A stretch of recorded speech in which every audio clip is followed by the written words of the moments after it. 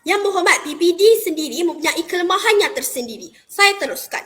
Murid sekolah rendah terpaksa belajar 11 sehingga 13 mata pelajaran dan 10 sehingga 15 topik setiap minggu mengakibatkan guru-guru hanya sekadar sentuh dan lalu tanpa memberi peluang kepada murid untuk benar-benar diuji kefahamannya. Hasilnya, dalam dialog prestasi PPD kebangsaan menunjukkan tahap pencapaian murid tahun 1, tahun 2 dan tahun 3 sekolah rendah sehingga hujung sesi persekolahan 2021 dan 2022 menunjukkan hampir lebih daripada 780,000 murid yang masih berada di TP1 dan TP2. Mereka juga dilabel sebagai buta huruf dan tidak boleh mengira. Maaf Yang Berhormat, saya hanya menerima satu izin laluan saja. Bukan sepanjang tahun untuk kita menilai perkembangan murid secara konsisten. Adakah ini yang dikatakan pentaksiran menyeluruh? Semestinya tidak. Bidasan selebihnya saya serahkan kepada Menteri Ketiga kami. Tuan Yang di-Pertua Dewan, mari kita bergerak ke hujah kedua di meja pembangkang dengan kata kunci kelemahan PAJSK mengasah bakat dan kemahiran murid. Menurut bahagian sukan, kurikulum dan kesenian KPM mengatakan PAJSK adalah sebagai panduan untuk menilai aktiviti fizikal dan kesihatan serta mengukur penyertaan, penglibatan dan pencapaian murid dalam pelbagai aktiviti sukan, kurikulum dan ekstrakurikulum.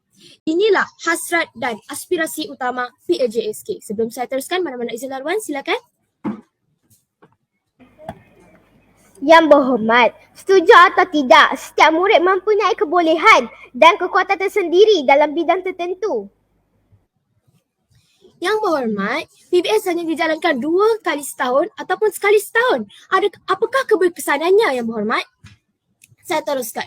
Walau bagaimanapun, menurut kajian pelaksanaan PAJSK oleh Dr. James Wong, pensyarah pendidikan sains sosial UKM mengatakan lebih daripada 5,230 buah sekolah rendah tidak memberikan tekanan terhadap kepentingan PAJSK sebagai instrumen pentaksiran yang menyeluruh.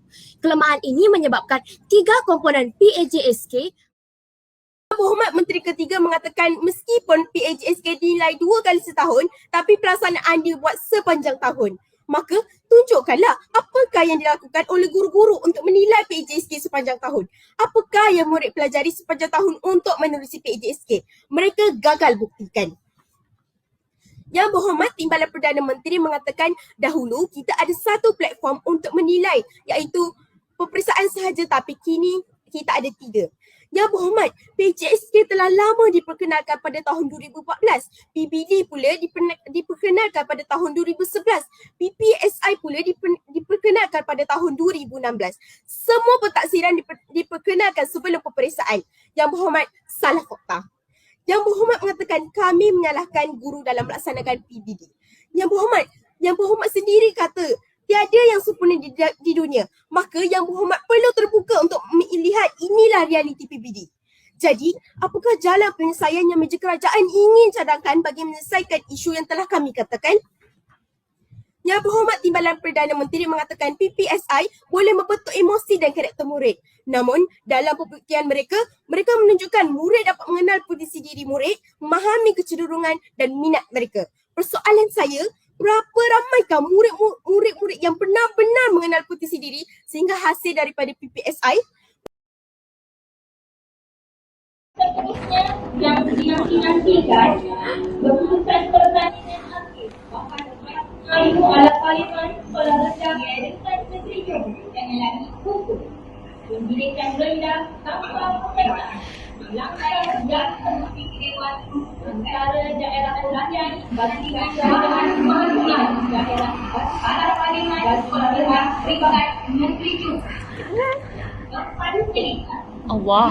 Oh, dia ada tempat. Mana? Dapat kolam 3 bersamaan daerah Maya dan daerah 3. Oh, Yang dinanti-nantikan antara Ibu ala Parlimen dan Lembaga. Sekian, terima kasih. Seterusnya yang dinanti-nantikan keputusan pertandingan Ibu ala Parlimen Sekolah Rendah Dewan Menteri